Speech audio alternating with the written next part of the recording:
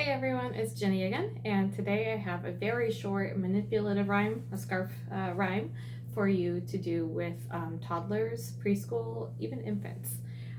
So this is a great one to do with a scarf.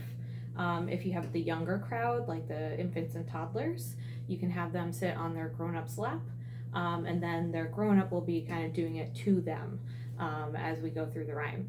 If you have preschoolers, they can do the motions themselves. So it's called Rain on the Green Grass. So we go rain on the green grass, rain on the trees, rain on the rooftop, but not on me. So you'll start with the scarf on the green grass with kind of tickling their toes or their laps.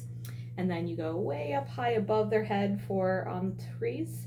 And then on the rooftop, you just kind of rest the scarf right on top of their head. You can either cover their eyes or not, because then as soon as you say not on me, you take that scarf away from their eyes. So I'll do it one more time.